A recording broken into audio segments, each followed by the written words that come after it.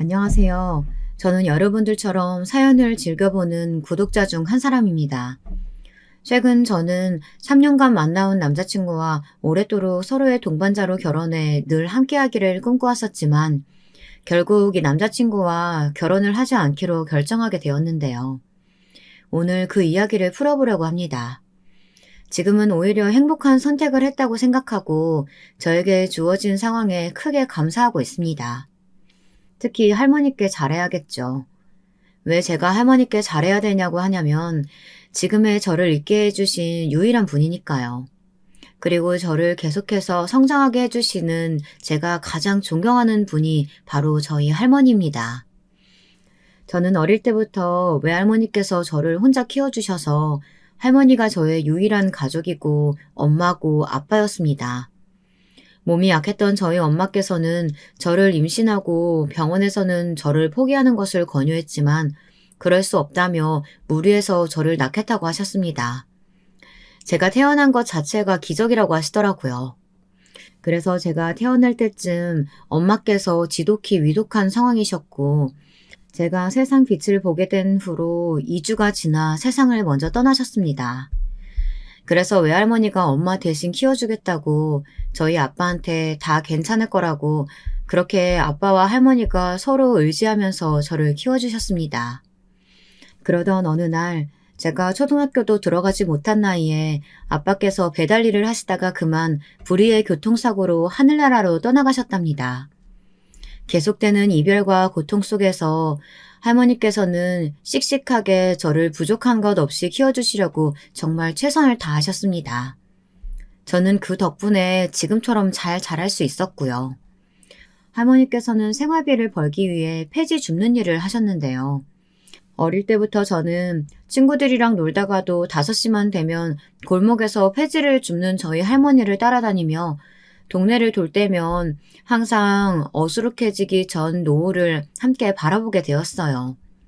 그때마다 오늘도 보람찬 하루였다고 말씀해 주시는 할머니를 보고 자라며 저도 밝고 긍정적으로 사는 어른으로 자라나게 된 것입니다. 저는 지금도 여전히 할머니를 가장 소중하게 생각하고 할머니와 함께 밥 먹고 수다 떠는 것이 가장 큰 행복이라고 느낍니다. 그래서 따로 독립하지 않고 할머니와 계속 살면서 사귀던 남자친구와 결혼을 결심하고 신혼집을 구하기 전까지도 쭉 할머니와 함께 살고 있었습니다. 할머니, 저 왔어요. 보고 싶었어요. 잘 지내고 계셨죠? 아이고, 우리 예쁜 소녀딸 주희 왔어. 이 할미 보고 싶어서? 그럼 잘 지냈지, 할미도. 우리 주희 보고 싶어서 힘들었던 것만 빼면. 우리 홍 여사님도 참 못 말려요. 오늘도 폐지 줍느라 안 힘드셨어요? 매일 똑같이 하는 건데 뭐가 힘들어. 이것도 힘들면 이제 누워서 죽어야지. 안 그러냐? 오늘은 저녁으로 뭐 먹고 싶은 건 있고? 밥은 우리 홍 여사님께서 주시는 건 뭔들 안 맛있겠어요. 다 좋아요. 다. 그리고 또 죽는다는 소리 절대 하지 마시라니까. 하여간 우리 홍 여사님도 정말 똥꼬집이셔요. 매일 하는 일이어도 힘들고 아플 수도 있잖아요. 그럴 때는 언제든지 병원부터 가세요. 돈 걱정은 하지 말고요. 저도 열심히 벌고 있잖아요. 난 우리 할머니밖에 없는데 할머니한테 효도해야지.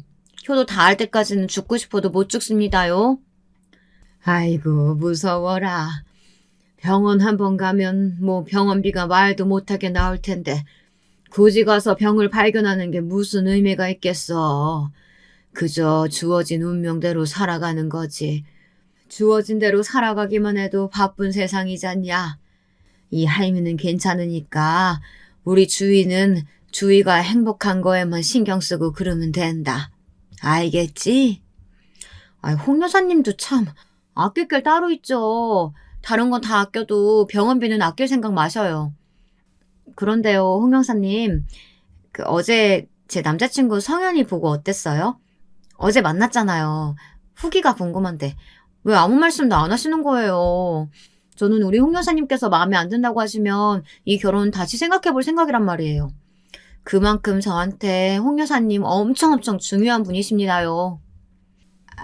아니 그게 뭐 내가 마음에 안 든다고 주인이가 내 말을 듣겠냐 싶어가지고 그냥 관상이 좀 부모한테 기 눌려서 하라는 대로만 하고 살아온 사람인 것 같아서 사람이 본인이 스스로 움직이는 게 아니라 시키는 것만 하고 소극적으로 굴면 조금 그렇지 않니?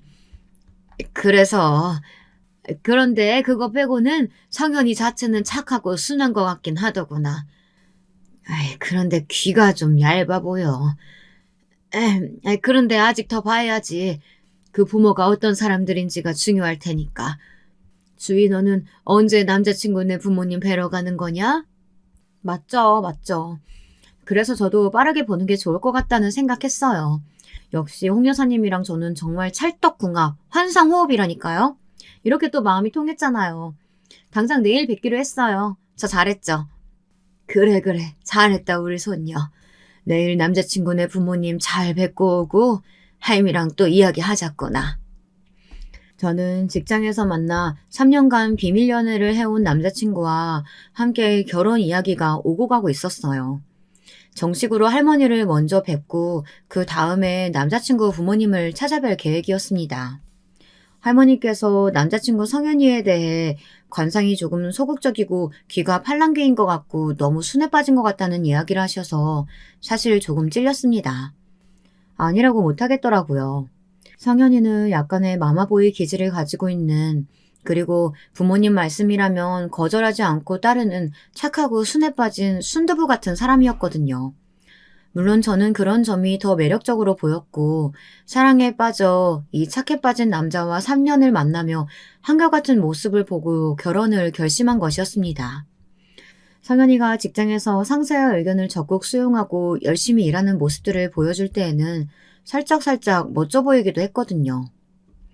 전 대리님, 그 부장님께서 이 프로젝트 미팅 때문에 회의실 세팅 함께 도와주라고 하셔서요. 지금 같이 가실까요? 네, 감사합니다, 최 대리님. 회의실에서 봬요. 저는 이것만 전송하고 금방 가도록 하겠습니다. 사내에서 비밀로 연애하는 것에 짜릿함도 있었고 또 같은 회사의 다른 부서였지만 같은 회사인 만큼 서로에 대해 더 잘 이해할 수 있었습니다. 회사욕, 상사욕도 같이 웃고 떠들며 할 수 있는 존재가 있어서 직장 생활에 큰 힘이 되고 서로 위로도 위안도 많이 된 전우 같은 사이가 된 것 같습니다. 그래서 이 남자다 싶어서 결혼을 결심하게 되었죠. 물론 정식 프로포즈는 아직 못 받은 상태였지만요. 저와 남자친구는 프로젝트 특성상 같은 부서가 아니어도 함께 회의실에서 둘이 미팅 준비를 하게 되는 일이 많았는데요. 그렇게 자꾸 마주치고 함께 일하면서 동갑인데 둘이서라도 말을 놓자고 하다가 이렇게 가까워지게 된 케이스입니다. 가까워질 때에는 이렇게 사귀게 될 줄도 결혼을 결심하게 될 줄도 정말 몰랐지만요. 목 빠지는 줄 알았네. 보고 싶은데 왜 이렇게 늦게 와 자기. 나도 자기 보고 싶은데 중요한 자료여가지고 이것만 마저 세팅하면 되는 거지? 근데 자기야, 우리 비밀 연애하는 거 회사 사람들 중에 아직 아무도 모르잖아. 이제 슬슬 알려야 되지 않을까? 자기, 아직 나한테 정식으로 프로포즈도 제대로 안 한 거 알지? 나도 우리 할머니 닮아서 사치 전혀 없고 아낄 건 아끼는 사람이라는 건 자기도 잘 알 거야. 그래도 꼭 비싼 프로포즈가 아니더라도 진솔한 마음이 담긴 자기만의 프로포즈가 나는 필요해. 알겠지? 그냥 넘어갈 생각은 꿈에도 마. 그리고 난 자기가 나처럼 사치 없고 아낄 건 아끼는 그 모습이 좋아서 나랑 닮은 사람이라서 좋았던 거니까 무리하지 말고.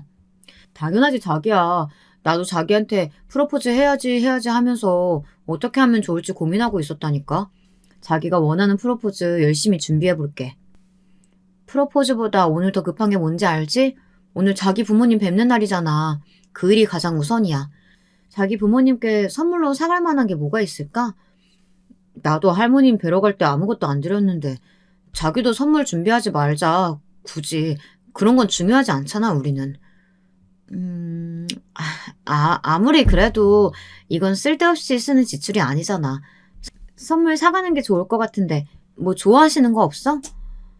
자기야, 자기는 정말 너무 속이 깊고 준비성도 좋아서 나는 매번 놀라는 것 같아. 나한테 없는 자기의 정말 좋은 점이야. 그런데 이번엔 처음 인사드리는 거니까 그냥 가자. 그래도 되지 않을까? 자기는 똑부러지고 멋있고 완전 호감형이라서 우리 부모님께서 선물 없어도 자기를 당연히 마음에 들어 하실 거야. 하도 남자친구가 선물 없이 가도 괜찮다고 그래서 처음 밴든 거라 준비하고 싶었지만 괜히 좋아하지 않는 것을 선물하는 것보다는 이번에 만나 뵙고 취향을 파악해 다음에 뵐 때 더 좋은 선물을 드려야겠다는 생각으로 이번에는 그냥 뵙기로 했습니다. 어제 저희 할머니께 남자친구를 소개해 줄 때는 이 정도로 떨리지 않았는데 막상 제가 남자친구 부모님을 뵙는다고 생각하니까 굉장히 떨리고 콩닥거리더라고요. 남자친구와 회의실을 세팅하고 3시간 동안 미팅이 진행되는데 시간이 어떻게 흘렀는지도 모르게 아주 빠르게 가버렸습니다. 벌써 저녁 시간이 다 되고 퇴근 시간이 되어가니 걱정이 몰아쳤습니다. 제 생각과 다르게 제가 미움을 받으면 어떡하지? 저를 마음에 안 들어 하시면 어떡하지? 어떤 질문들을 하실까? 그런 걱정과 생각들이 쏟아졌죠. 제가 너무 긴장을 하자 남자친구는 사시나무같이 떨고 있다면서 안아주더라고요. 그러면서 괜찮을 거라고 분명 부모님께서 저를 마음에 들어 하실 거라고 재차 이야기해주면서 안심시켜 주려고 했습니다. 하지만 그런 남자친구의 토닥거림에도 진정이 되지 않다가 계속 생각을 바꿔보려고 했습니다. 그래도 3년간 지켜본 남자친구처럼 당연히 그 부모님께서도 좋은 분들이실 거라고 그렇게 생각하고 떨리는 가슴을 진정시키며 드디어 남자친구 부모님을 찾아뵙게 되었습니다. 그런데 왜 그렇게 이 순간 떨리면서 잘 보이려고 긴장하고 떨고 있었나 한숨이 나오는 상황이 펼쳐지더군요. 여기는 저랑 만나고 있는 그리고 제가 결혼하고 싶어서 부모님께 소개해드리는 여자친구 전주희예요. 안녕하세요. 처음 뵙겠습니다. 전주희라고 합니다. 반가워요. 성현이 엄마예요. 성현이 애비 되는 사람입니다. 자, 이제 다들 앉죠. 네. 성현 씨한테 듣던 것보다 더욱 어머님 아버님이 미인 미남이셔서 놀랐어요. 식사는 한정식 코스로 저희가 미리 주문해 두었습니다. 어머, 센스가 있네요. 젊은 친구가. 여기 식사 맛있는데. 고마워요. 그쵸, 엄마? 제가 우리 주희한테 빠진 이유가 있다니까요. 칭찬 고마워요. 우리 성현이랑은 직장 동료라고요? 네, 아버님. 같은 직장 다른 부서에서 일하고 있습니다. 저희가 동갑이라서 업무상 자주 함께 미팅을 하다가 친해졌고 3년간 비밀 연애를 하고 있었습니다. 아직은 저희 회사에서 저희가 만나는 걸 아무도 모르는 것 같고요. 맞아요. 얼른 제가 정식 프로포즈하고 회사에 공표하려고요. 아직 프로포즈도 안 했니? 얘가 이래요. 그러면 부모님께서는 어떤 일을 하시나? 아, 저희 엄마랑 아빠 모두 제가 어릴 적에 돌아가셔서 저는 저희 외할머니께서 저를 어릴 적부터 키워주셨어요. 저에게는 엄마 아빠 대신 할머니께서 엄마 아빠 역할을 다 해주셔서 정말 행복하게 성장할 수 있었던 것 같아요. 그래서 제가 할머니께 항상 잘해드리려고 노력하고 있고요. 아, 그런 일이. 그래요? 성현이가 그런 이야기를 안 해서 전혀 몰랐네요. 그러면 할머니께서 어떻게 주희 씨를 키우신 거예요? 아니, 나는 우리 주희에 대해서 다 미리 말해버리면 엄마랑 아빠랑 만났을 때 막상 할 얘기가 없을까 봐. 그래서 그냥 내가 너무 사랑하는 사람이고 같은 직장에서 근무하고 있는 똘똘하고 야무진 사람이라고 결혼하고 싶어서 소개해드리는 거라고만 했었지. 그래도 성현아, 이런 이야기는 미리 말해줬으면 더 좋았을 것 같다. 주희 씨, 미안해요. 아닙니다, 아버님. 괜찮습니다. 성현 씨가 미리 말을 안 했다고 하니까 말씀드릴게요. 저희 할머니께서는 저를 키우시기 위해 폐지 줍는 일을 20년 넘게 해오고 계십니다. 저는 할머니 덕분에 부족함 없이 정말 이렇게 밝고 긍정적으로 살아갈 수 있게 되었다고 생각하고 할머니를 제일 존경합니다. 그러니까요, 봐봐요. 우리 주희 너무 똑부러지고 멋있죠? 제가 왜 반했는지 느낌이 딱 오시잖아요, 두 분 다. 그쵸? 아, 아니, 네, 그래요. 할머니께서 20년 동안이나 폐지를 지으셨고 부모님은 일찍 돌아가셨다. 그거죠? 엄마 갑자기 왜 그래요? 굳이 그렇게 딱 집으실 필요 없잖아요. 성현아, 넌 가만히 있어. 주희 씨, 우선은 면전에 대고 이런 말 해서 미안한데 너무 기분 나쁘게 생각 안 했으면 좋겠네요. 솔직하게 말할게요. 이런 건 질질 끌수록 항상 탈이 나기 마련이더라고요. 우리 성현이랑 맞는 상대가 아닌 것 같아요. 우리 성현이야말로 정말 부족한 거 없이 키우려고 우리가 많이 했었어요. 그런 자식이에요. 외도가 들인 건 아시죠? 우리 성현이 순수하고 착해서 그런 계산 하나도 못하고 그냥 주희 씨 하나만 보고 좋다고 3년 동안 만난 것 같은데 연애는 연애고 결혼은 결혼이에요. 결혼은 정말 현실이라고요. 엄마, 그만하세요. 이게 대체 무슨 말씀이세요? 성현이 넌 나중에 따로 얘기하자. 주희 씨, 지금 우리가 이렇게 말하는 자리에서 하기에는 좀 그런 얘기지만 우리 집안은 화목하게 엄마 아빠 사랑 다 받으면서 자란 성현이가 적어도 성현이처럼 넉넉한 가정 형편에 부모님 두 분께 사랑을 골고루 받고 자란 밝고 화목한 집안의 사람과 결혼하길 바라고 있어요. 부모님 안 계신 건 100번 양보해서 넘어가도 폐지 줍는 할머니 손에 자랐다는 건 우리 집안에서는 도저히 납득이 안 되는 상황이네요. 궁핍하게 생활했을 거고. 제가 어떤 사람인지 궁금한 게 아니라 제가 바꿀 수 없는 부분에서 처음부터 안 된다고 말씀하시니 제가 뭐라고 말씀드려야 할지는 모르겠습니다만 죄송하지만 저도 한 말씀 드리겠습니다. 부모님께서 일찍 돌아가셨다는 것이 화목하지 않은 가정에서 자랐다는 것과 같은 뜻은 아닙니다. 저는 할머니께서 키워주셨기 때문에 오히려 지금의 밝은 제 모습으로 당당하게 살아갈 수 있다고 생각하기 때문이에요. 폐지 줍는 일, 부끄러운 일 아닙니다. 한 사람의 생계예요. 그리고 어떤 일보다 값지다고 생각합니다. 손녀딸을 키우기 위한 수단이었으니까요. 저희 할머니를 그렇게 말씀하시는 어머님과 더 이상 대화를 나누기 힘들 것 같아서 이만 일어나겠습니다. 주희야, 안 돼, 가지마, 주희야! 저는 그 자리에서 박차고 일어날 수밖에 없었고 튀어나오는 저를 잡으러 남자친구가 달려나왔지만 뺨을 타고 계속 흐르는 눈물을 훔치며 저는 우리는 안 된다고 저 마음은 쉽게 돌릴 수 없을 거라고 울면서 말했습니다. 남자친구는 자기가 잘못했다고 자기 엄마가 이렇게 말씀하실 줄은 몰랐다며 미안하다고 하더라고요. 그렇다고 남자친구와 함께 있을 수 없어 식당 건물을 빠져나와 택시를 타고 집에 왔습니다. 웬만하면 절대 택시를 타지 않는데 너무 경황이 없고 그 상황에서 도망쳐야겠다는 생각이 드니까 생각나는 건 택시밖에 없더라고요.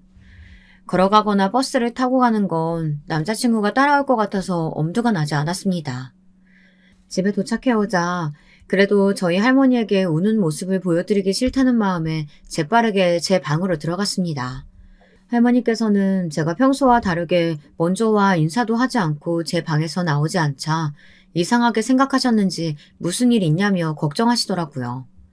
그래서 하고 싶지 않은 이야기를 꺼낼 수밖에 없었습니다. 오늘 있었던 일을 할머니께서 속상해하실 것 같아서 숨기고 싶다가도 저도 억울하고 답답한 마음에 생각지도 못한 이 상황을 마주하고 놀란 가슴을 쓸어내리며 누군가에게 하소연하고 싶은 마음이 조금은 있었나 봅니다. 그게 우리 홍 여사님 속상해하실까봐 말씀드리기 싫었는데 오늘 우리 손녀 누가 이렇게 울린 거야? 말해봐. 그 남자친구 부모님이 뭐라고 한 건데 그래? 울지만 말고 말해봐봐. 얼른. 이 할미 답답해 미친다. 저한테 홍 여사님은 엄마고 아빠고 나는 부족함 없이 자랐는데 남자친구 부모님 눈에는 그렇지 않나 봐요. 부모도 없이 자랐다고 할머니가 폐지 줍는 일 하신다고 하니까 우리 집과 결혼은 어려울 것 같다고 그러시더라고요. 할머니, 저는 제가 밝고 긍정적으로 생각하면 제가 떳떳하고 당당하면 괜찮다고 생각하며 살았어요. 그런데 이렇게 생각하는 분도 있다는 걸 그저 제가 외면하고 있었던 건가 그런 생각이 들어요. 그런데 저도 이렇게 우리 홍 여사님이 나 어려운 상황에서도 이렇게 예쁘게 잘 키워주신 걸 그렇게 비하하는 사람들이랑 가족이 될 수 없겠다고 생각했어요. 그러니까 홍 여사님, 저 잘했다고 해주세요. 네? 뭐? 우리 주희한테 부모도 없이 자라고 할머니가 폐지 주어서 결혼시킬 수 없다고 했다는 거야? 남자친구 부모라는 사람들이 아주 그냥 싹수가 노랗구나. 돈이 있으면 뭐 얼마나 있어서 얼마나 잘 살아서 그딴 말을 씨부리는 건지 모르겠는데 내가 알고도 가만히 있을 수는 없지.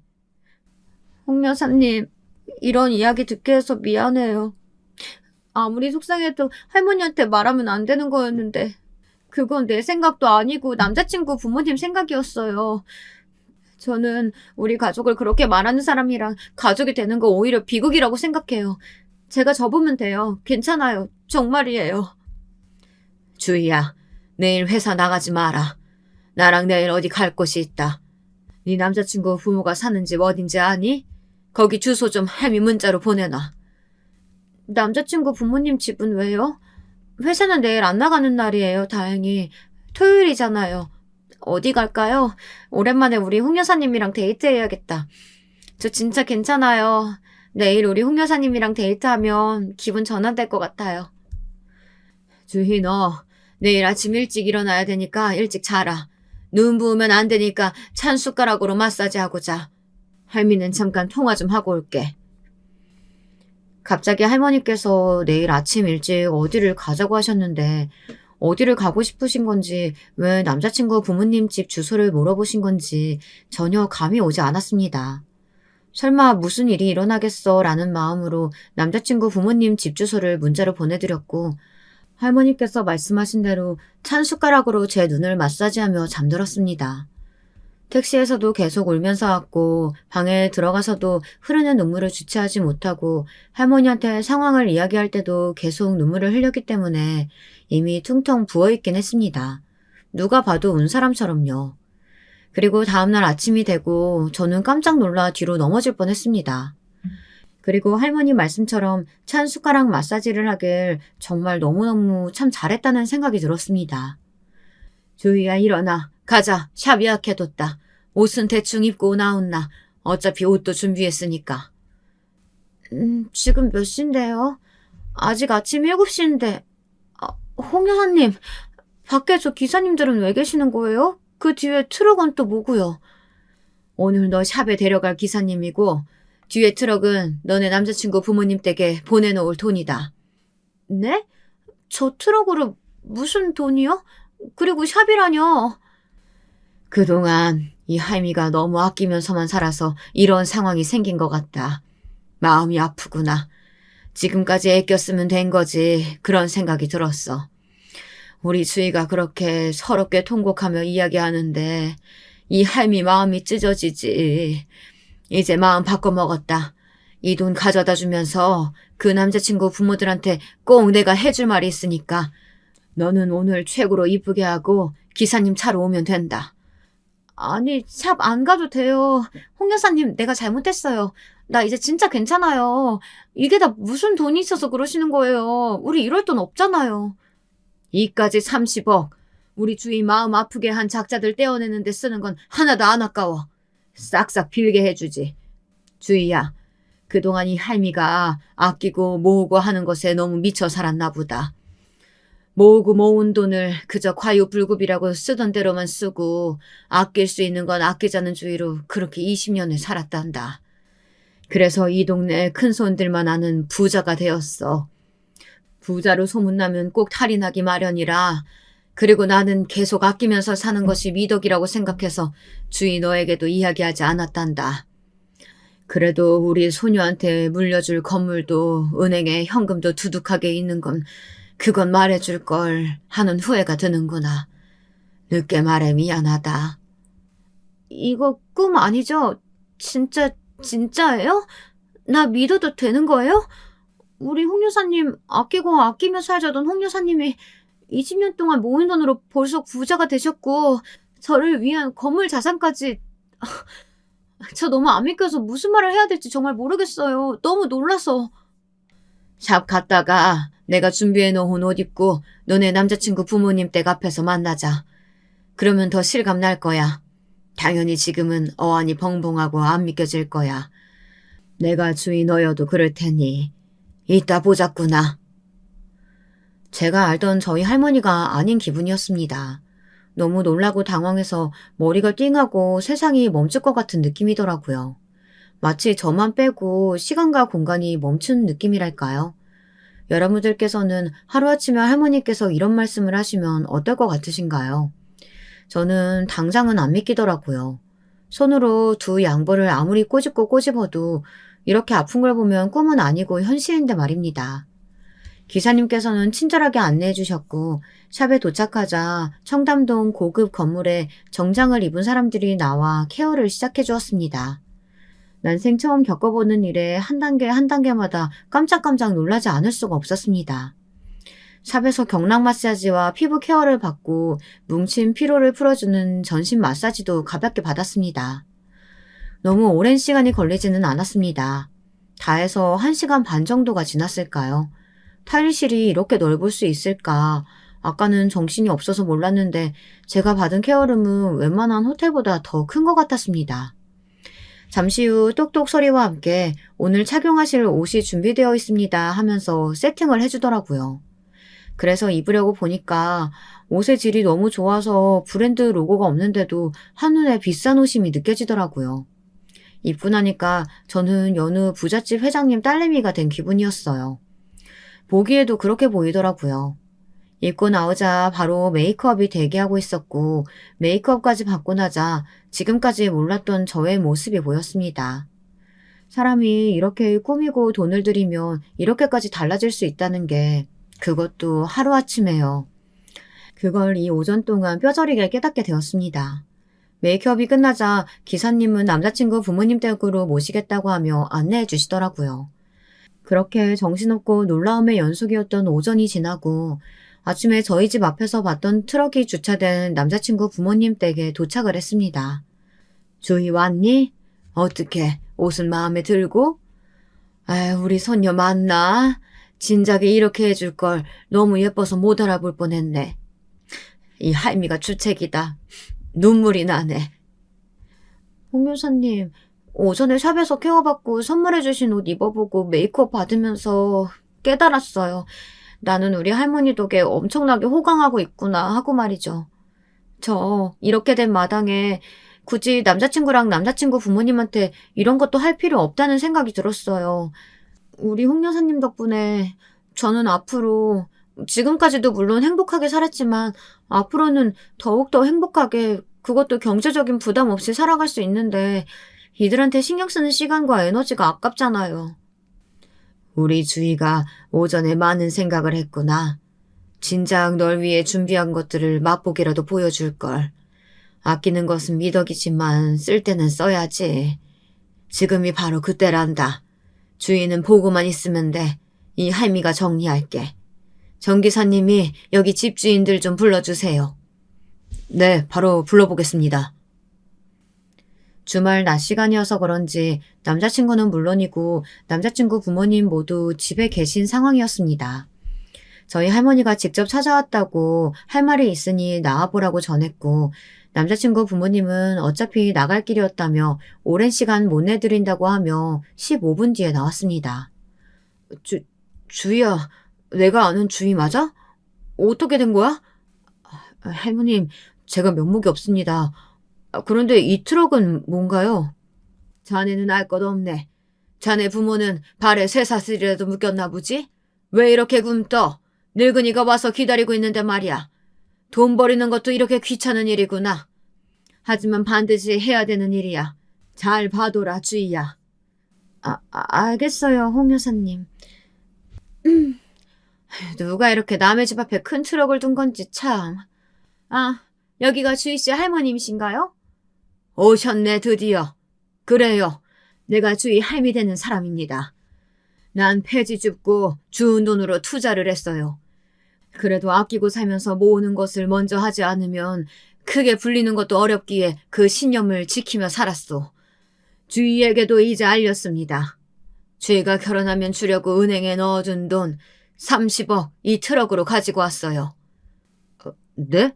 그게 무슨 30억이라고요? 어머, 이 트럭 안에 돈이 이렇게 가득 쌓인 건 실제로 처음 봐요. 이게 정말 30억이라고요? 30억이 되긴 하겠네. 세상에, 이 30억은 현금으로 이렇게 왜 들고 오신 거예요? 이 30억이 끝이 아닙니다.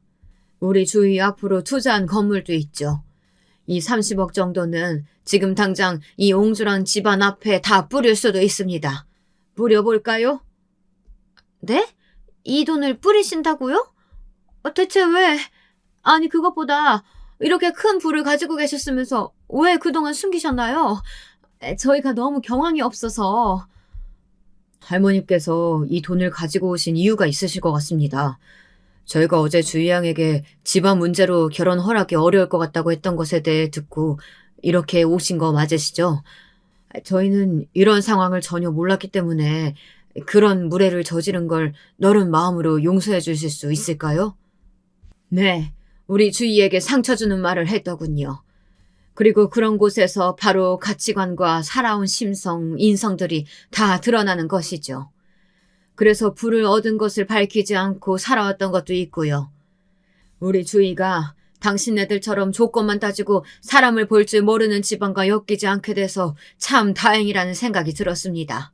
제가 어제 실성을 했나 봅니다. 그런 말을 했다는 게 그저 저의 실언으로 받아들여 주실 수 있을까요? 죄송합니다. 이렇게 큰 손이신 줄도 모르고 진작에 알았다면 그런 언행은 하지 않았을 거예요. 정말 죄송합니다, 할머님. 저희 성현이는 주희양과 3년간 만나면서 계속해서 결혼하고 싶은 사람이라고 말해왔었어요. 성현이는 계속해서 주희양과 살고 싶다고 했고요. 부모로서 둘의 사랑을 막는 건 말도 안 되는 일이라고 생각합니다. 그 말도 안 되는 일을 어제 저한테 집안 차이로 결혼이 어려울 것 같다고 하셨던 건가요? 그런 건 실언이라는 말로 덮을 수 있는 게 아닙니다. 당신네 변명 들으려고 온 거 아닙니다. 당신들이 놓친 황금보다 다이아 보석보다 빛나고 값진 내 손주딸 주희의 가치를 알아볼 생각조차 하지 못한 멍청이 머저리 같은 당신들한테 제대로 보여주려고 온 거죠. 지금 여기 보이는 트럭에 담긴 30억을 잘 봐두세요.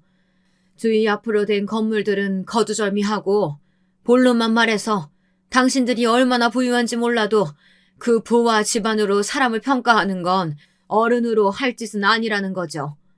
평생 이 30억을 갖지 못하고 놓쳤다는 사실에 배 아프고 눈에 아른거리게 해주려고 온 겁니다. 내가 복수는 확실한 사람이거든. 어딜 감히 귀한 우리 소녀한테 그런 막말을 하고 하대를 해. 잘못했습니다. 한 번만 저희를 용서해 주시고 다르게 봐주실 순 없을까요? 성현이도 뭐해? 어서 와서 잘못했다고 빌어. 엄마, 어제 난 엄마가 주희한테 그렇게 나올 줄 몰랐어. 할머니 말씀 틀린 말씀 하나도 없는 걸. 내가 잘못한 게 뭔데? 엄마가 우리 결혼 망친 거잖아요. 여보, 어떻게 좀 해봐요. 이대로 있을 거예요? 30억이라고요, 30억. 이제 그만합시다. 우리가 큰 기회를 놓친 게 맞으니. 맞아요. 절대 우리 손녀 그쪽 집안하고 얽힐 일은 없습니다. 스스로 본인들 바닥을 보여줘서 참 고맙네요. 그럼 이만. 더 낭비할 시간 이제 없다. 가자, 주희야. 정 기사님. 네, 얼른 가요. 네, 30억은 지시하신 대로 다시 은행에 넣어두겠습니다. 저는 기사님께서 운전해 주시는 차를 타고 할머니와 함께 남자친구 부모님 댁 앞에서 점점 멀어져 갔습니다. 지금 일어난 이 일이 실제 상황인 건지 제가 직접 보고도 놀랍고 또 그것보다 더 크게 와닿았던 건 할머니가 해주신 통쾌한 복수가 저의 서러움과 억울함 그리고 원망 같은 것들을 싹 풀어주었다는 것입니다. 할머니는 제 손을 꼭 잡아주시며 이렇게 말씀하셨습니다. 주희야, 저 남자친구 부모라는 작자들 30억을 실제로 봤으니 너한테 따로 찾아와 사과를 하든 절을 하든 하며 너를 어떻게든 구슬려서 다시 결혼하게 하려고 할 거다. 그럴 때마다 오늘 보였던 그들의 위선적인 태도와 말들을 기억하렴. 또 하나 더. 네 남자친구가 잘못 없다고 생각하지 마. 미안한 마음 가질 필요 전혀 없다는 말이야. 네, 그래야죠. 그런데 남자친구 성현이는 눈치가 없어서 그렇지 생각해보면 잘못한 건 없는 것 같기도 해요. 3년 만나면서 물론 완벽한 이상형은 아니었지만 착하고 바르게 커온 나름 열심히 사는 사람이라고 생각했었는데 그 부모의 그 자식이다. 네 남자친구가 생각이 있는 사람이라면 가정사에 대해서 미리 말하고 서로 조심을 하는 식으로 했었어야지. 그런 배려도 할 줄 모르는 사람을, 그리고 자신의 부모가 어떤 심성을 가진지도 몰랐다고 하는 멍청한 놈을 어떻게 평생 동반자로 삼고 살 수가 있겠니? 난 그런 꼴 못 본다. 에휴, 처음부터 관상이. 역시 우리 홍 여사님 말씀은 반박할 수가 없다니까요. 다 맞는 말씀이세요. 맞아요. 오늘도 바보처럼 행동하고 있더라고요. 상황 파악도 못하고. 절대로 성현이를 다시 만나지 않을게요. 그리고 우리 홍 여사님이 내 할머니여서 너무 고맙고 감사해요. 아직도 사실 안 믿겨요. 저 이렇게 행복해도 되는 거예요? 그럼 당연하지. 내친 김에 주위거로 해놓은 건물이나 보러 가자꾸나. 이제 안 이상 모르고 우리가 평범하게 아끼며 살 때와는 다르게 마음을 먹어야 돼. 내가 하나하나 가르쳐주마. 그동안 너무 아끼고 살면서 우리 주위를 마음고생시킨 것 같아 너무 미안하구나. 아니에요. 전혀 힘들지 않았어요. 홍 여사님께서 부자든 아니든 저는 할머니 손자라서 행복한 거라니까요. 정말 감사해요. 저 앞으로 우리 홍 여사님 말씀 더욱 잘 들을게요. 그래. 인생을 살다 보면 우리와 완전히 다른 세계에 사는 것 같은 사람도 밥을 4끼, 5끼, 6끼 먹는 게 아니란다. 그냥 똑같아. 사람이야. 정말 중요한 건 그 사람의 됨됨이와 가치관이지. 그걸 보는 게 가장 중요해. 이 할미도 어린 널 키워보겠다고 동네 돌아다니며 여러 다양한 사람들을 만났지. 그래서 사람 보는 눈이 더 쌓였고 투자할 때도 똑같이 그걸 적용했단다.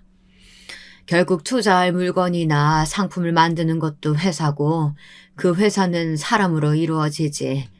사람이 운영하는 거야. 그걸 이용하니 어느새 이렇게 자산이 불어났더구나. 앞으로 할머니 따라다니면서 열심히 배워볼게요. 성현이랑 헤어지고 같은 직장 계속 다니며 마주치면 너무 힘들 것 같아서요. 그렇게 저는 빠르게 회사에 사직서를 제출했고 할머니 예상대로 남자친구는 저한테 계속 이야기 좀 하자면서 끈질기게 쫓아오더라고요. 저는 할머니께서 미리 말씀해 주셨던 대로 절대 흔들리지 않으려고 했습니다. 우리 이대로 끝낼 수는 없는 거잖아.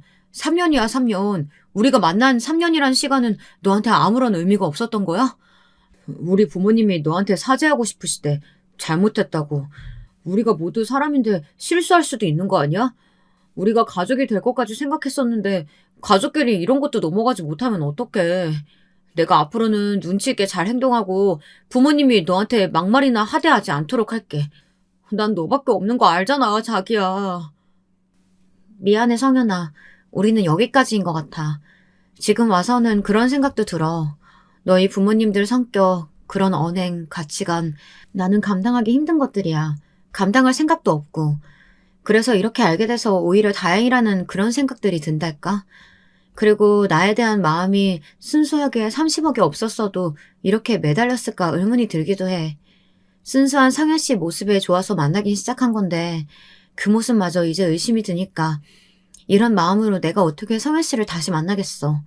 내 마음이 끝났어. 미안해. 안 돼, 자기야. 그러면 우리 3년 동안 비밀 연애한 거 회사에 다 퍼뜨릴 거야.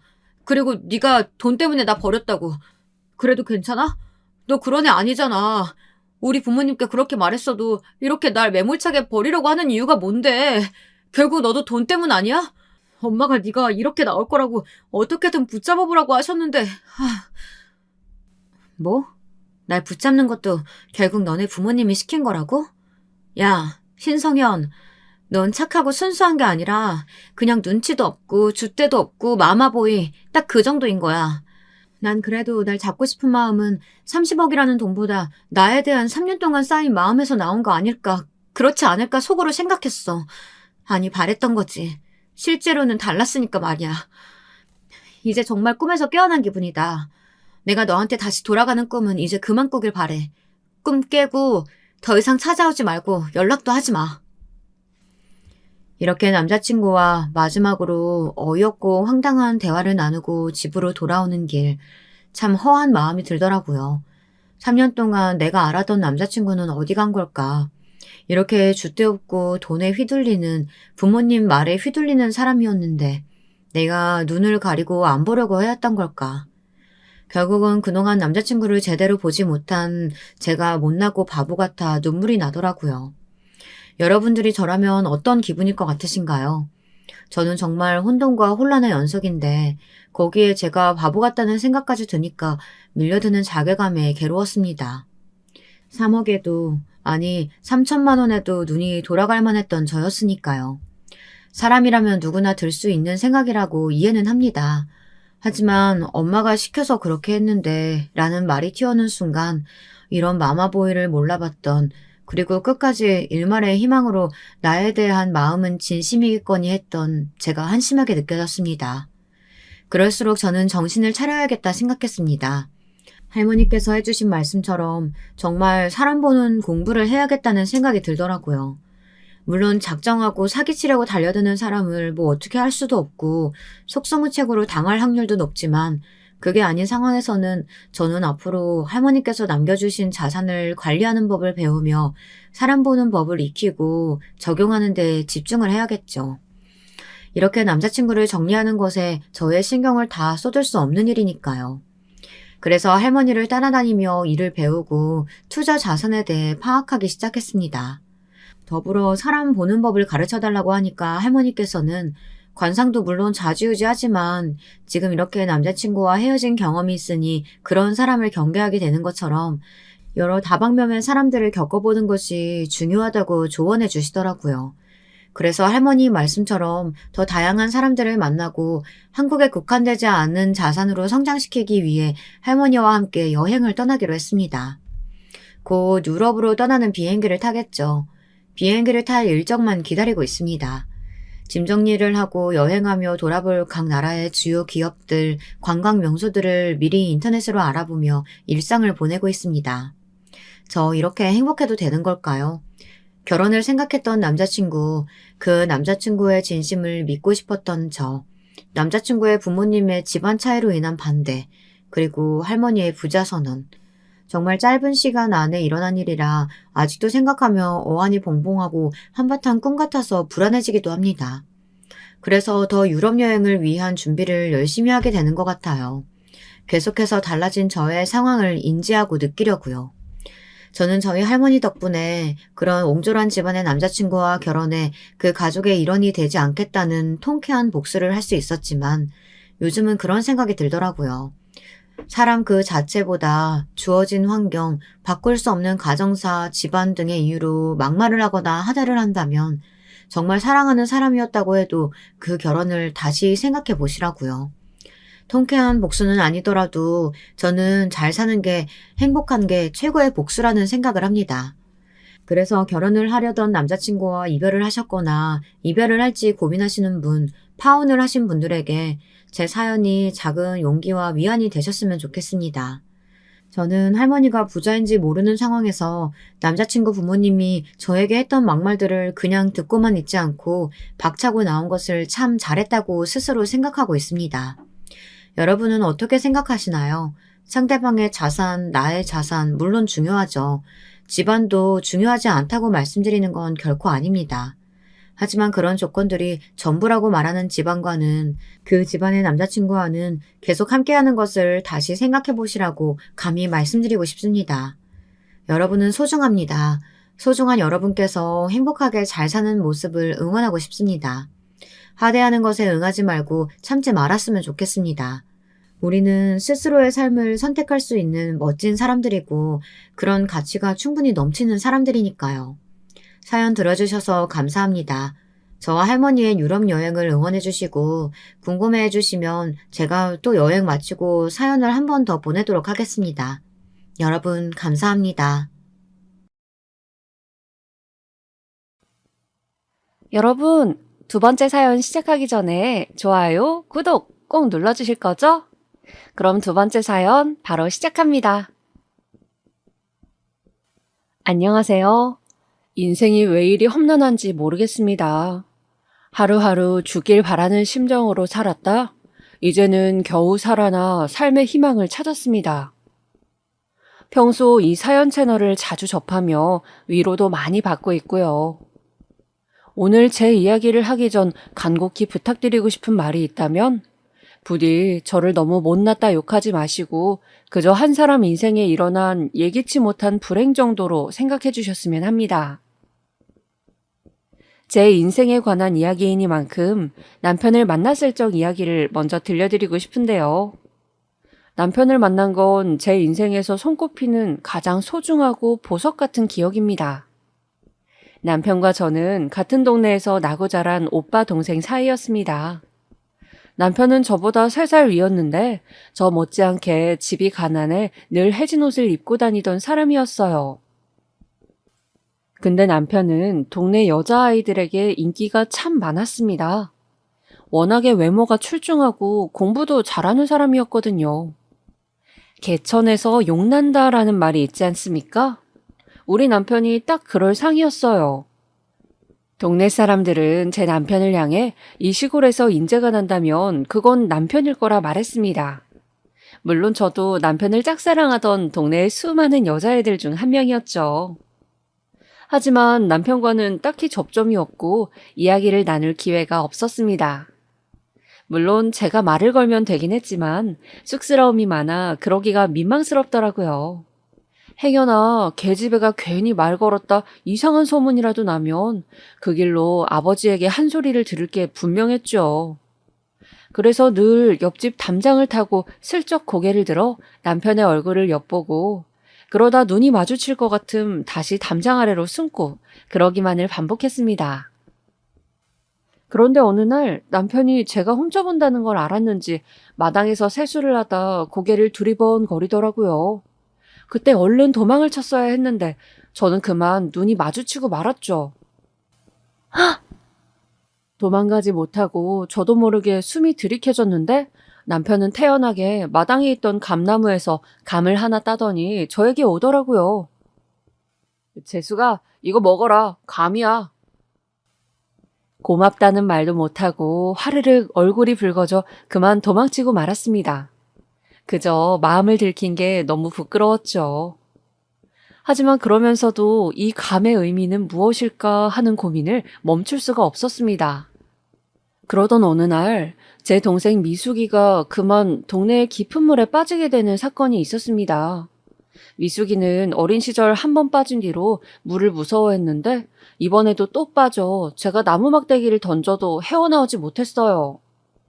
저라도 들어가야겠다 다짐했지만 워낙에 물이 깊어 마을 어른들 몇몇이 저를 말리곤 옷을 벗고 들어가려 했습니다. 근데 그때 가장 먼저 누군가 동생 미숙이를 건져 올려 올라오더라고요. 바로 남편이었죠. 미숙이는 밖에 나와서도 얼굴이 새하얗게 질려선 숨을 쉬지 못했는데 남편은 어디서 배웠는지 인공호흡까지 해줘 미숙이를 살려냈습니다. 야, 이 바보야. 거기 깊은 곳까지 들어가면 어쩌자는 거야. 미안해, 언니. 겁에 질렸는지 눈물을 흘리는 미숙이를 달래준 것도 남편이었습니다. 그리고 미숙이를 기다리는 부모님 곁으로 돌아가면서 저는 남편에게 많은 따뜻함을 느꼈어요. 그날부로 남편을 더 깊이 좋아하게 된 건 말할 것도 없고요. 그런 제가 남편과 연인으로서의 정을 갖게 된 건 제가 20살 성인이 되었을 적이었습니다. 남편은 그 시절 형편 때문에 대학을 가지 못하고 집안일을 돕고 있었고 저 또한 근처 가게에서 일을 하고 있었는데요. 어느 날 제가 일하던 식당에 남편이 자주 밥을 먹으러 오면서 그때부터 말을 트게 되었죠. 소녀였을 적과 달리 그때는 저도 그래도 제법 말이 나왔으니 남편도 저를 편하게 대하더군요. 그러면서 은근슬쩍 호감을 주고받다 저희는 교제하게 되어 결혼에까지 이르게 되었습니다. 결혼식은 마을 교회에서 아주 조촐하게 열렸고 저희 두 사람은 앞으로 서로만을 사랑할 것을 맹세하며 그렇게 결혼 생활을 시작했어요. 그리고 아이가 생각보다 빨리 들어서게 되었는데 남편은 그 시절 어떤 무거운 가장으로서의 책임감을 느꼈나 봅니다. 아이를 낳고 얼마 지나지 않아 어느 날 남편이 심각한 얼굴로 그러더군요. 재수가 우리 아이도 들어섰고 여기서 애 키우는 것보다야 좀 더 큰 곳에 가 좋은 환경을 만들어주는 게 좋지 않을까? 마침 외삼촌이 공장에 관리직 자리가 있다고 날 부르시네. 남편의 외삼촌, 그러니까 시외숙부님은 인천 쪽에서 큰 공장을 운영하시는 분이었습니다. 옛날부터 남편을 향해 똘똘한 놈이 총구석에서 썩는다며 안타까워하셨고요. 남편은 이 기회를 잡고 싶어 했습니다. 저야 이 고향에 추억도 많고 부모님도 계시고 하여 아쉬움이 컸지만 어찌됐건 남편의 결정이 옳다 생각하여 그렇게 남편을 따라 인천으로 떠나게 되었고요. 고향을 떠나는 기분은 참 시원섭섭했습니다. 언젠가 한 번은 떠나고 싶었지만 막상 떠나니 아쉬움이 남았죠. 특히 부모님이 그랬습니다. 앞으로 자주 못 볼 부모님 얼굴이 계속 어른거려 저는 기차 안에서 아기를 안고 슬그머니 눈물을 흘리곤 했죠. 다행히 시외숙부님은 저희를 무척이나 환영해 주셨습니다. 큰 단독주택에 살고 계셨는데 그 집 2층을 저희에게 주셨고 세를 낸다 했지만 그것조차 받지 않으셨어요. 거기다 남편은 공장 관리직 일에 아주 흡족해 했습니다. 월급이 벌던 거에 비해 몇 배나 더 많어. 이제야 안정적인 기반을 가꾼 것 같아. 그래도 여보, 너무 무리하지 말아요. 알았죠? 기계 다룰 땐 항상 조심해야 하고요. 걱정 마. 나는 관리직이니까 주로 서류 작업만 해. 당신 걱정할 일 안 만들게.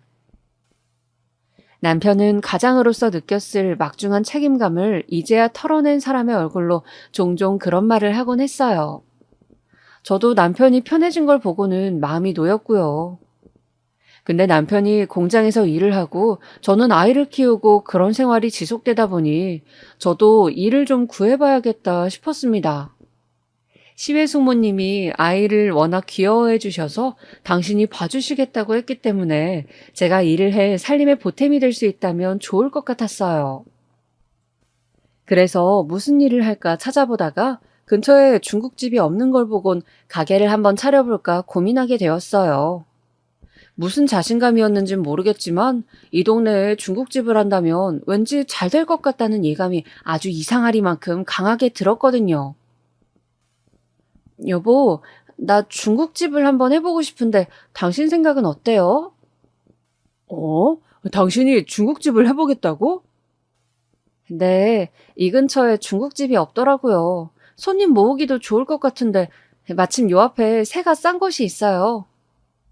아유, 내가 돈을 버는데 못하러 그런 고생을 해. 식당 일 힘들어. 안 해도 돼. 처음엔 남편도 무슨 가게냐며 꽤 강경하게 말렸죠. 근데 제 고집도 만만치 않거든요. 몇 달 넘게 해보고 싶다 고집을 부리니 그럼 한번 해보라며 돈을 지원해 주었어요. 참, 지금 생각하면 무모한데 젊었으니 그럴 수 있지 않았나 싶습니다. 그렇게 저는 주방장 한 명을 두고 가게를 천천히 꾸려나가기 시작했습니다. 처음에야 장사가 처음이고 짜장면 만드는 방법조차 몰랐으니 모든 게 서툴렀죠. 주문도 가끔 헷갈리고 손님이 없으면 울적해지고. 근데 몇 달 하다 보니 금방 일이 손에 익더라고요. 손님도 늘고요. 그렇게 남편은 공장에서 저는 중국집에서 각자 일을 하다 보니 바쁘긴 했지만 그래도 그 삶이 적적하지 않아 좋았어요. 집에서 애만 키웠다면 느끼지 못했을 것들을 일하면서도 많이 채워갔죠. 또 장사가 잘 돼 돈벌이 면에서도 훨씬 풍족해졌으니 이제는 걱정이 없었습니다. 그런 가운데 아이는 무럭무럭 자라났고 어느새 가게를 오가며 손님들을 맞이해줄 정도의 나이가 되었습니다. 우리 민기는 커서 뭐가 되고 싶어? 나 짜장면 만드는 사람, 엄마처럼 중국집 하고 싶어. 중국집을 하고 싶다고? 응, 나도 사장님에서 짜장면 많이 먹을 거야. 제 아들은 짜장면을 참 좋아했습니다.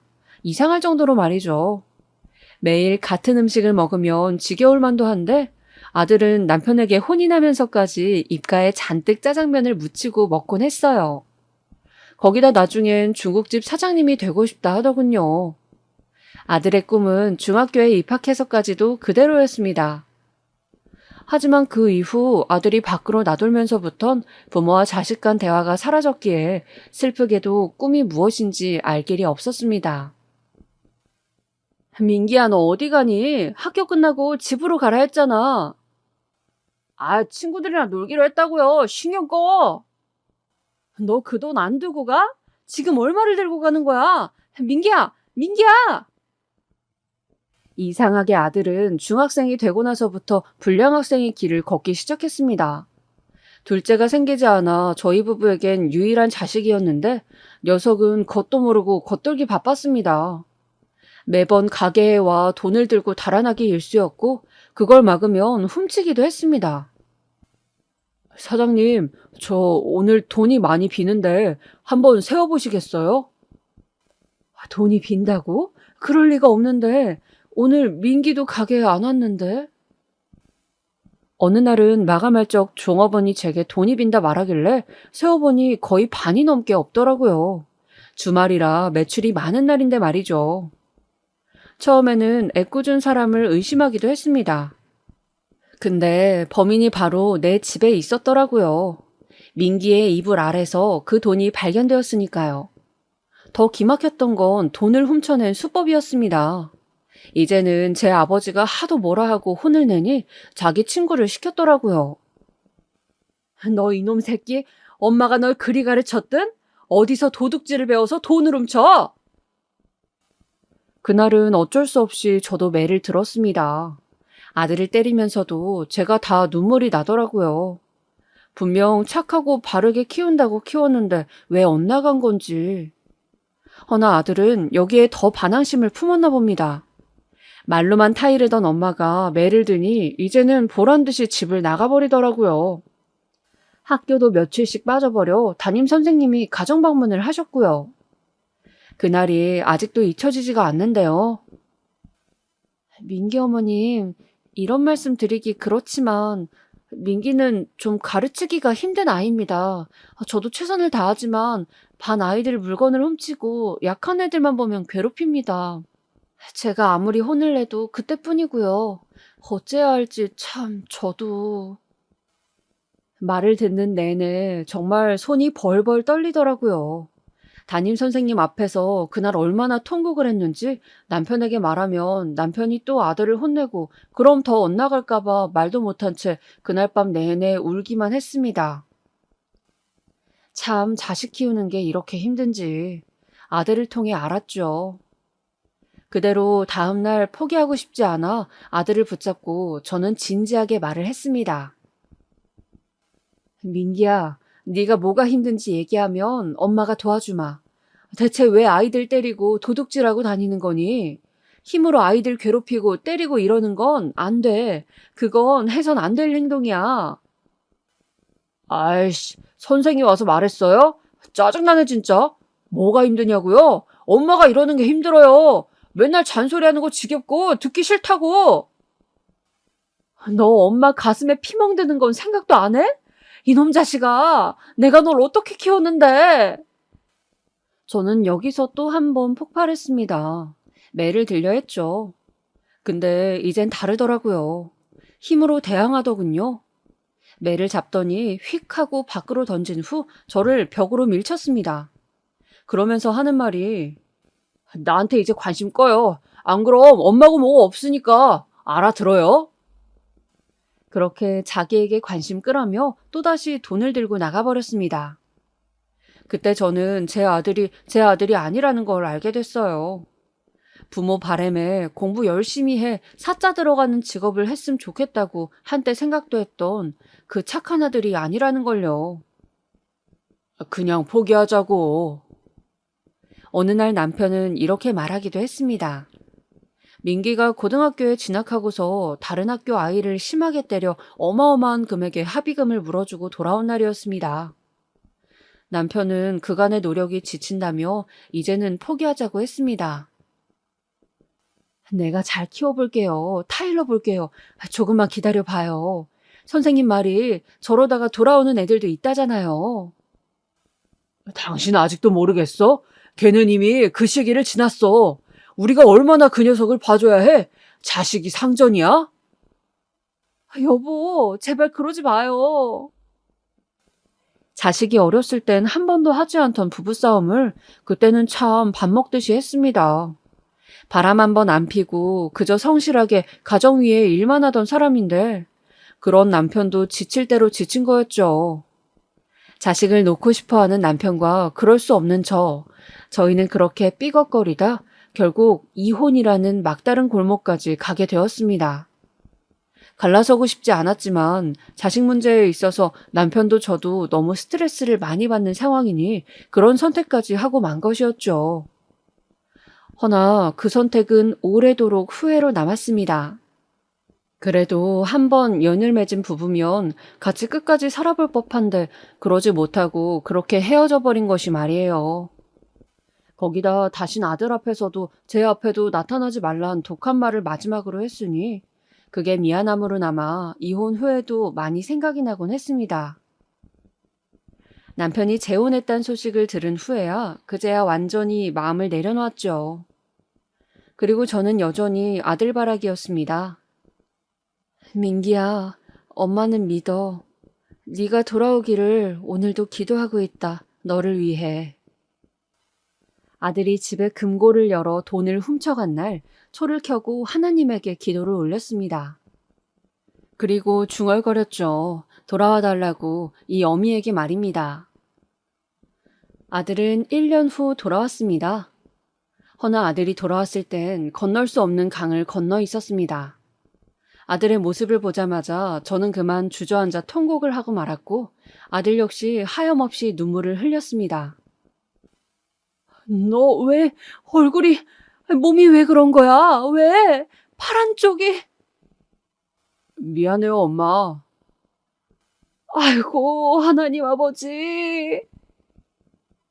그때만큼 신을 부르짖었던 적이 없었을 겁니다.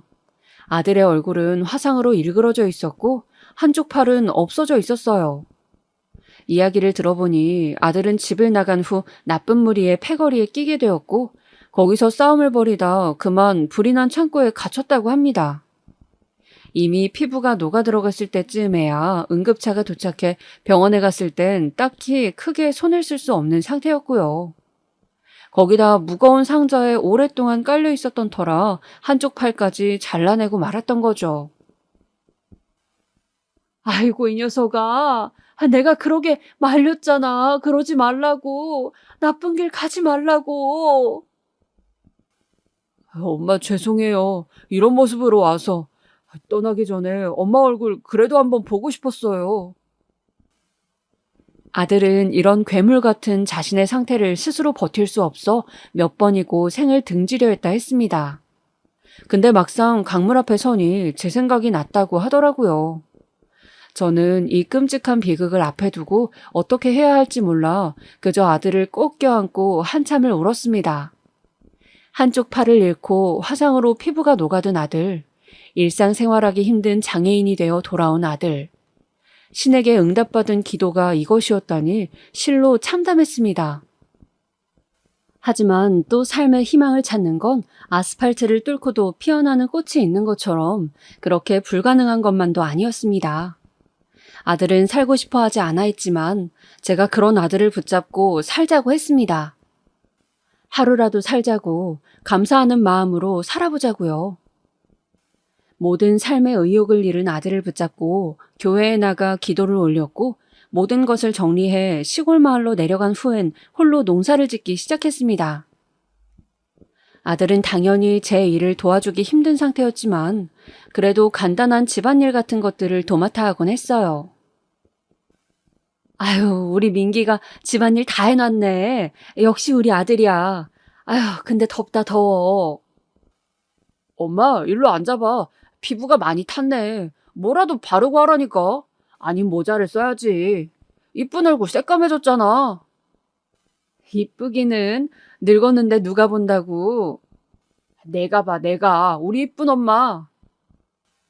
처음엔 농촌 생활도 적응 못했던 아들이 1, 2년 지나자 잔소리꾼이 되었습니다. 엄마를 챙겨주고 보살피는 잔소리꾼이요. 화상에 그을린 상처를 가리기 위해 늘 모자를 쓰고 사람들도 기피했지만 그래도 도시보단 여기가 더 마음이 편안한지 악몽도 꾸지 않고 잠도 잘 잤습니다. 그게 가장 다행이었죠. 민기야, 우리 평생 여기서 살까? 좋지. 안 될 거 뭐 있어? 근데 엄마는 괜찮아? 힘들지 않겠어? 농사 짓는 거 엄만 좋아. 도시에 나가도 힘들긴 마찬가지지 뭐. 그리고 여긴 우리 아들이랑 같이 있을 수 있잖아. 그땐 뭐랄까, 저나 아들이나 말없이 내려와 정착해 산 곳이었지만 여기가 마치 고향 같고 좋았습니다. 아들이 지나가면 혐오의 시선으로 쳐다보던 사람들도 별로 없었고, 그러다 보니 저와 아들 둘 다 숨 트일 곳을 찾은 기분이었습니다. 근데 다만 한 가지 마음에 걸리는 게 있다면 이런 것이었습니다. 제가 만약에 불의의 사고로 먼저 가게 된다면 아들을 보살펴줄 사람이 없다는 거였죠. 아마 세상 부모들이 자식 두고 이런 걱정 한 번씩은 해보셨을 거라고 생각합니다. 특히 장애가 있는 자식이면 더더욱 그렇고요. 저는 더군다나 시골에 살았으니 더 걱정이 되어 밤이면 캄캄해지는 밤하늘처럼 가끔은 제 마음도 그렇게 컴컴해지곤 했습니다. 그런데 참 신기한 일이 그 걱정을 덜 기적 같은 일이 생기더라고요. 당시 저희 집 과수원에 일을 도와줄 사람이 필요하여 일꾼들을 구했는데 그중 한 처녀가 손도 야무지고 착해 보였습니다. 빼빼 말라 기력도 없어 보였는데 힘든 일도 금방금방 끝내서 이거 하면 될까요? 라고 물어 저를 놀라게도 했죠. 그런데 어느 날 아들이 과수원에 온 이후론 은근히 그 처녀에게 관심을 갖는 것 같더라고요. 자기 처지가 어떤지 아니 티는 내지 않고 그냥 한 번씩 제가 묻는 식으로 말이죠. 엄마, 그 사람 결혼했대요? 결혼? 글쎄, 그건 안 물어봤는데 왜? 아니, 그냥 아무것도 아니에요. 흐리멍텅하게 말은 흐려도 아들이 그 처녀에게 관심이 있다는 건 대번에 알았죠. 근데 그렇다고 해도 제가 할 수 있는 게 없었어요. 내 아들이지만 어떻게 소개를 시켜줄 수가 있겠어요. 그래서 그냥 마음을 접고 모르쇠로 일관하고 있었는데 갑작스런 소식이 들려왔습니다. 옆집 할머니가 빨래를 널다가 저희 집으로 넘어오더니 귀뜸을 해주더라고요. 아유, 좋은 일이네, 좋은 일이야. 뭐가요? 몰라? 거기 아들이랑 과수원에 일하러 온 처녀가 마음이 맞았나 본데. 네? 내가 어제 단둘이 만나는 걸 봤어. 잘 됐네, 잘 됐어. 아들 장가 걱정했잖아. 처음엔 믿기지 않았습니다. 근데 정말로 할머니 말씀이 맞더라고요. 과수원 일이 끝나고 그 처녀가 어디를 가는지 봤는데 세상에나 제 아들을 만나더라고요. 두 사람 다 마치 미래를 갖듯 서로 조심조심 대하는 듯 했는데 제가 다 가슴이 뛰었습니다. 그리고 놀랍게도 제 바람은 머지않은 날에 이루어졌어요. 과수원 일이 끝날 무렵 처녀와 아들이 손을 꼭 잡고 재고를 세고 있던 제게 걸어오더군요. 엄마, 인사드리고 싶어서요. 이 사람 내 여자친구 됐어요. 정말이니? 아이고, 세상에 이런 일이. 아가씨, 일단 앉아요. 이름이 주희라고 했나? 맞죠? 네, 맞아요, 어머님. 그나저나 뭘 대접해줘야 하나? 잠시만요. 내가 오미자차라도 한 잔 내올게요. 그저 가벼운 첫인사 자리였는데도 불구하고 너무 떨려 오미자차를 내오겠다 하곤 식혜를 내왔으니까요. 아들은 그런 절 보고 가만히 흐뭇하게 웃더군요. 그 뒤로도 두 사람은 잘 만나는 것처럼 보였고 저는 아들이 행복해하는 얼굴을 보며 가슴이 벅차올랐습니다. 아들이 어느 날은 글쎄 제게 눈물이 그렁한 채로 엄마, 사실상 결혼이든 연애든 그 무엇도 기대하지 않았는데 이런 일이 생긴 게 꿈만 같아요 라고 말하더라고요. 그때 하늘이 이런 인연도 허락해주는구나 싶어 드디어 내 기도를 들어주시는 거라 생각했죠. 거기다 두 사람은 결혼까지 하겠다고 하더라고요. 뭐? 결혼? 정말 결혼을 한다고? 응, 엄마, 축하해줄 거죠? 축하하다마다 그걸 말이라고 하냐, 녀석아. 네, 엄마. 이제 내 걱정 말고 살아요. 나도 장가 가니까. 당연히 너무 기뻤습니다. 아들이 행복해 하는데 저야 백배 천배로 행복했죠. 허나 기쁜 마음 한편으론 불안감이 생겼습니다. 아가씨가 좋다면 너무 고마운 일이지만 그쪽 부모님이 제 아들을 반대하실 수도 있으니까요. 근데 제가 이런 부분을 염려해 조심스레 물었더니 며느리가 먼저 그러더라고요. 아, 어머님, 저 부모님이 두 분 다 일찍 돌아가셨어요. 아, 그렇군요. 말씀드리고 싶었는데 기회가 없었어요. 어렸을 때 부모님 돌아가시고 제가 가장이었어요. 동생들도 다 먹여 살렸고요. 알고 보니 며느리는 부모님이 다 일찍 돌아가셨다 하더라고요. 그간 살아온 인생들을 들어보니 며느리 역시 꽤나 힘든 삶을 살아왔더군요. 이야기를 듣는 내내 안쓰러운 마음이 들 만큼이요. 그래서 내 식구인 만큼 앞으로 더욱 잘해줘야겠다고 생각했습니다. 일단 아들과 며느리가 분가해서 살길 원했으니 집을 한 채 마련해 주었습니다. 둘이 간단히 결혼식을 올린 후엔 저희 집에서 멀지 않은 꽤 좋은 단독주택 하나를 얻어주었는데 아들과 며느리 둘 다 다행히 좋아하더라고요. 강아지도 한 마리 키우기로 했고요. 어머님, 너무 이뻐요. 정말 감사해요. 나야말로 우리 주희한테 너무 고맙구나. 힘든 일 많겠지만 잘 살아다오. 내가 도울 일 있음 언제든 도울 테니 말하고. 제 아들과 살아주는 것만으로도 고마웠지만 며느리는 무엇보다 심성이 참 착하고 바른 아이였습니다. 받는 것뿐 아니라 누군가에게 마음을 내어줄 수 있는 그런 아이였어요. 인복도 큰 복인데 그렇게 치면 저는 며느리라는 아주 큰 복을 얻은 것 같았죠. 근데 좋은 일이 있으면 나쁜 일도 같이 온다고 하죠. 아들이 결혼을 하고 이제 정말 죽어도 여한이 없겠다 싶을 때 말이 씨가 된 건지 나쁜 일이 찾아오더라고요. 아, 선생님, 제가 암이라고요? 거짓말 하시는 거죠? 그쵸? 그럴 리가 없어요. 저 건강검진도 꼬박꼬박 받아왔는데. 죄송하지만 암이 맞네요. 이기라 얼른 수술하는 게 좋겠어요. 의사 선생님은 제게 위암 2기 진단을 내렸고 그제야 저는 소화제만 먹고 버티었던 게 후회가 되었습니다. 며느리와 아들 챙기느라 제 몸은 안중에도 없었는데 미련했단 생각도 들더라고요. 그래도 이왕 수술 받아야 하는 거 마음을 다잡고 얼른 입원부터 했습니다. 아들과 며느리는 소식을 듣자마자 병원으로 헐레벌떡 달려왔고요. 어머님, 괜찮으세요? 어느 정도인 거예요? 놀랐지, 얘들아? 근데 별거 아니란다. 그냥 수술하면 된대. 아, 엄마, 그러니까 내가 병원 한번 가보라고 했잖아요. 아휴, 괜찮아, 괜찮아. 저는 애써 아이들을 달래기 위해 웃어 보였고 수술날까지 농담을 했습니다. 그리고 자식들이 있으니 두려울 거 없다 여기며 힘겨운 수술을 견뎠어요. 허나 수술이 끝나도 항암이란 고통스러운 과정이 남아 있었죠. 구토와 탈모, 메스꺼움, 이 모든 것들이 한꺼번에 겹쳐오면서 하루에도 수십 번 쓰러지고 싶을 만큼 너무 피곤했습니다. 항암을 견디어야 하는데 항암제가 너무 독하다 보니 견뎌내지 못하고 있었어요. 결국 이게 폐나 다른 곳으로 전이될까봐 두렵기도 했고요. 그래서 저는 아들과 상의를 한 결과 혹시 모르니 아들 명의로 모든 것을 돌려놓기로 했습니다.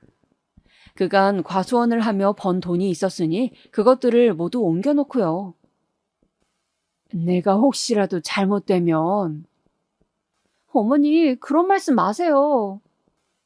아니다. 그럴 가능성도 충분히 있어. 나이가 있으니까. 그래도 이런 귀한 며느리 아들이 있으니 후회는 없다. 번 돈이 많진 않지만 그래도 엄마가 열심히 해 번 돈이니 니들 먹고 사는데 부족함은 없을 거다. 잘 써주거라. 아이들은 매일같이 제 곁을 지키며 항암을 받는 제 앞에서 눈물을 흘리며 저보다 더 슬퍼했습니다. 그런데 항암이 고통스러운 와중 더 극악한 고통이 생기고야 말았는데요. 어느 날부터인가 아들과 며느리 둘 다 연락이 되지 않는 겁니다. 찾아오는 빈도수도 확 줄었고요. 처음엔 당연하게 해야 할 의심조차 하지 않았어요. 오히려 아들에게 나쁜 일이라도 생긴 건가 하며 밤잠을 이루지 못했죠. 결국 몇 날 며칠 전화를 하자 며느리가 받더군요. 어머님, 무슨 일이세요? 왜인진 모르겠지만 며느리의 말투는 어딘지 서늘하고 차가웠습니다. 니들이 그냥 연락이 안 돼서 요즘 무슨 일 있니? 싸우기라도 한 게야? 싸우긴요. 제가 왜 그이랑 싸워요?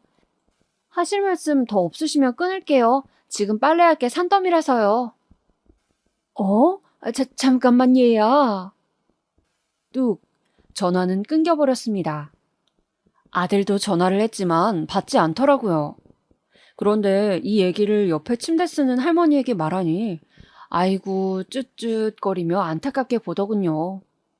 매일같이 오던 자식들이 오지 않아 병실 사람들도 이상하게 생각했고 어느새 저는 자식들에게 돈 주고 버림받은 사람이 되어 있었습니다. 저 할머니 불쌍하지 않아? 자식한테 명의 주니까 바로 아이고 세상이 어찌 되려고. 이런 소리들이 귓가에 너무 많이 들리기 시작했죠. 그제야 알았죠. 일이 어떻게 돌아가고 있는지를 말입니다. 비참한 심정에 저는 그만 목을 놓아 오열하고 말았습니다. 자식에게 어찌 이런 배신을 당할 수 있는 건지, 제가 정말 바보인 건지, 그냥 이대로 세상을 떠나고만 싶었죠. 근데 또 이상한 건 사람이 그 순간에 오기, 돕기 비슷한 것도 생기더라고요. 어떻게든 살아야겠다는 생각이요. 죽길 바란다면 살아서 둘 다 볼 생각이었습니다. 어떤 의지 때문인지 다행히 항암 치료는 잘 되어갔습니다. 의사분께서도 환자분 잘 버티고 계신다며 의지를 복돋아 주었네요. 그런데도 마음의 통증은 가라앉지 않았어요. 오히려 심해지면 더 심해졌죠. 하루하루 불에 타들어가듯이 가슴이 아파오는데 정신적 고통이 신체로 간 건지 아침만 되면 온몸이 이상하게 쑤셔오기도 했습니다.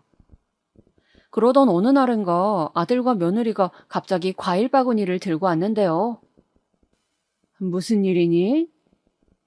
짐짓 아무것도 모르는 척 차갑게 아들을 보자 아들은 엄마 보고 싶어서 왔다며 능청을 떨더라고요. 며느리 역시 어머님 저희 안 와서 섭섭했죠? 하며 애교를 떨었고요. 분명 목적이 있어 온 게 분명했습니다. 아마도 제 상태를 확인하러 온 것 같았는데 어떤 목적인지 알 수 없으니 두렵기도 했습니다. 그래서 저는 둘의 의중이 어떻든 간에 보고 있기도 괴로워 그냥 눈을 감은 척 했습니다. 근데 눈을 감고 1시간쯤 지났을 무렵 잠결에 속삭이던 소리들이 들려오더라고요. 아들과 며느리가 대화를 나누는 소리였는데 차마 글로 쓰기도 힘들 정도네요. 이제 슬슬 뒤질 때가 되었는데 왜 소식이 없는 거지? 아까 의사가 그러는데 엄마 상태가 좋아지고 있다 하더라고. 조금만 기다려봐요, 여보. 곧 좋은 소식 오겠죠. 나이도 있는데 설마 이대로 살겠어요? 아휴, 엄마 사망보험금 무조건 받아야 하는데 정말 일 더럽게 꼬이네. 솔직히 말해 엄마가 준 돈 그거 얼마 안 해. 지금 하는 사업에 다 투자했는데도 한참 모자르다고. 우리 먹고 살기도 빠듯한데 왜 안 죽고 도대체 버티는 거야? 일단 어머님 죽으면 지금 어머님 살고 있는 그 집도 우리 집 되잖아요. 이미 내가 사람 써서 그 집 무너뜨리고 새 집으로 바꾸고 있어요. 좋은 집으로 바꿔서 팔면 그게 다 돈이 될 거예요. 들은 자리에서 그 말을 의심하던 전 그게 아들과 며느리가 하던 말인 걸 다시금 고통스레 느끼곤 울지 않기 위해 두 눈을 꾹 감았습니다. 그리고 둘이 나갈 때쯤에야 베개를 적시며 울었죠. 솔직히 그땐 슬픈 만큼 무서움도 컸습니다. 제가 죽길 바라는 아들, 모든 걸 헌신했지만 그런 부모를 가차없이 버리는 아들. 언제부터 저한테 그런 무서운 마음을 품고 있었던 건지 알 수 없어 더 무서웠습니다. 혹시 내 보살핌을 받기 위해 착한 아들인 척 연기를 한 건 아닐지, 아니면 며느리를 만나 그 본성이 살아나기라도 한 건지, 온갖 상상, 추측들을 해보았지만 어느 것에도 답을 찾지 못했고 그저 안개 속에 있는 것 같았어요. 또 한편 제게 이런 말을 내뱉은 두 것들을 모두 다 지옥으로 보내고 싶었습니다. 지옥 불구덩이에 떨어져 정신을 차린다면 제 손으로 둘 다 보내버리고 싶었어요. 허나 마음이 그렇다 한들 한편으론 제 처지를 실감하게 되더라고요. 이대로 병원에서 퇴원한다 해도 저는 제 집으로도 갈 수 없는 사람이 되었다는 걸 말입니다. 너무나 무력했습니다. 그러던 어느 날 이런 제 마음을 알아줄 수 있는 사람이 찾아오더군요. 지금 생각하면 그저 기적이라고 부를 수밖에 없는 일입니다. 너무나 돌고 돌아 만난 인연이었습니다. 바로 제 전 남편이었죠. 이제 다 늙어 만난 사이였지만 남편은 옛날 옛적의 얼굴을 아직 조금 간직하고 있었어요. 남편은 쇠약한 저를 보자마자 후두둑 눈물을 떨어뜨렸고 제 손을 말없이 꼭 붙잡았습니다. 당신 여길 어떻게 온 거예요? 들었네. 당신이 아프다는 거. 당신 동생한테 말이야. 미숙이랑 아직 연락을 하고 있었어요? 미숙이한텐 제가 암에 걸렸다는 사실을 알렸는데 그걸 들었나 보더군요. 남편은 그간 제가 어떻게 사는지 간간히 소식을 듣고 있었다 했습니다. 재혼한 여자와는 금방 이혼을 하고 홀로 지내고 있었고요. 몇 번이나 절 찾아와 몰래 들여다보곤 했지만 잘 되던 사업이 망하고 아무것도 없는 처지라 차마 제 근처에 올 수가 없었다고 해요. 당신과 다시 살고 싶어 그 말을 꺼내볼까 고민도 했어. 근데 빚만 남은 나를 당신한테 또 떠안길 수가 없겠더라고. 그래서 그냥 미련 접고 돈을 벌러 아예 미국으로 떠났어. 그러다 거기서 어느 정도 사업 성공하고 우연히 한국에 왔다 자네 소식을 듣게 된 거야. 내 지난 날 당신에게 한 걸 생각하면 후회가 막심한데 당신이 이렇게 아프다고 하니 너무 미안했네. 아니에요. 무슨 그런 말을 해요. 됐어요. 이미 지난 일입니다. 그렇게 저희는 조용히 그간의 못다한 이야기를 나누며 재회했습니다. 남편에게도 나름의 어려움이 있었던 세월이었고 저에게도 그랬던 만큼 그저 있었던 일 그대로 모든 것을 털어놓았죠. 근데 최근에 들었던 일을 듣고는 남편의 표정이 붉게 변하더라고요. 뭐? 이놈의 자식이 결국 부모한테? 그러면서 남편은 자신이 다 알아서 할 테니 저보고 아무것도 하지 말고 쉬고 있으라 했습니다. 어쩔 작정인지 물어도 알리지 않았죠. 그리고 우선 남편은 저를 최고급 암 요양병원으로 옮겨주어 더 질 좋은 치료를 받게 해주었습니다. 그간 돈을 많이 벌어놓았다며 가진 건 돈밖에 없으니 미안해하지 말고 마음껏 누리라 하더군요. 덕분에 저는 더 빠르게 쾌유할 수 있었죠. 그 후 남편과 함께 아들을 만나러 갔어요. 여전히 제가 준 그 집에 며느리와 살고 있던 아들은 저와 남편이 들어오자마자 표정이 바로 싹 변하더군요. 아버지를 알아본 모양이었죠. 자식 버리시더니 이제야 나타나셨네요. 아들이 비꼰 말에 남편은 꿈쩍도 하지 않았습니다. 네 엄마한테 한 잘못 지금이라도 무릎 꿇고 싹싹 빌면 용서해주겠다고 그 말만 전달했어요. 허나 아들은 여전히 비웃음을 거두지 않고 오히려 저를 똑바로 쳐다보며 그러더군요. 뭐요? 빌라고요? 내가 왜 빕니까? 엄마도 지금까지 나 키우면서 행복했잖아요. 그럼 된 거 아니에요? 내가 장가 가서도 아들 노릇을 해야 합니까? 아들의 잔인한 말을 듣고 있는데 가슴이 슬픔과 분노로 꽉 저며오더라고요. 그때 남편이 뒤돌아서 귓속말로 제게 무어라 말을 전달했습니다. 남편이 준비하던 계획이었죠.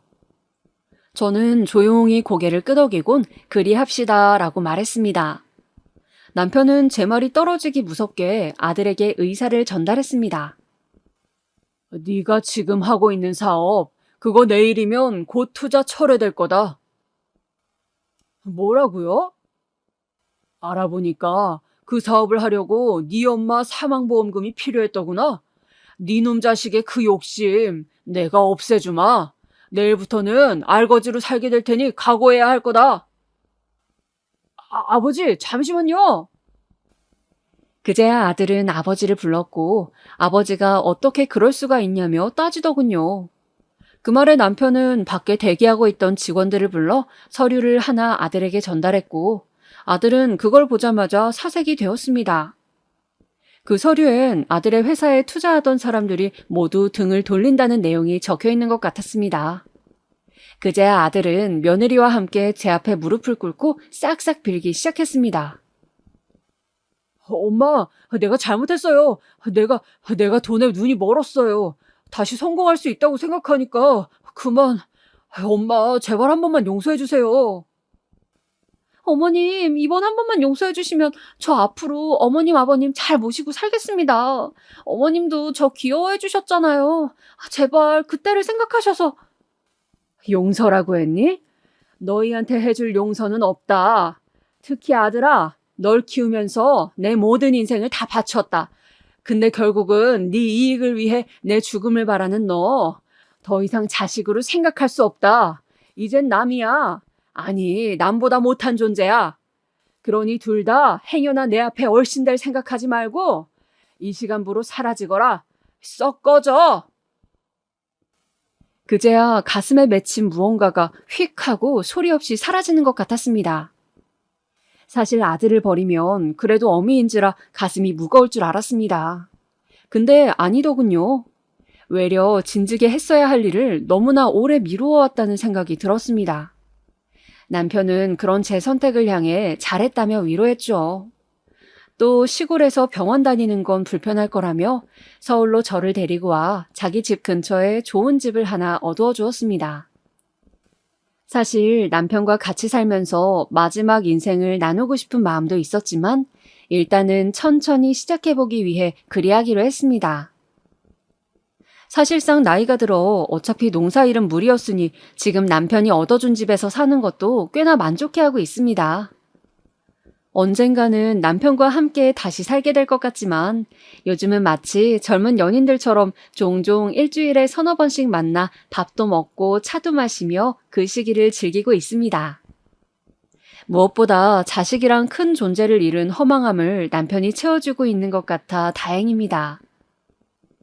아들은 그 이후 사업이 쫄딱 망해 며느리와 이혼하고 동남아시아 쪽으로 넘어갔다는 소식을 들었습니다. 거기서 어떻게 살지는 모르겠네요. 허나 이제는 더 이상 아들에게 그 어떤 연민도 갖지 않으려 합니다. 자식의 삶은 자식의 삶대로 그렇게 물 흐르듯 내버려 두려고요. 마지막으로 이 사연을 들으신 여러분들 모두 건강하시고 남은 나날 행복하게 보내셨으면 합니다.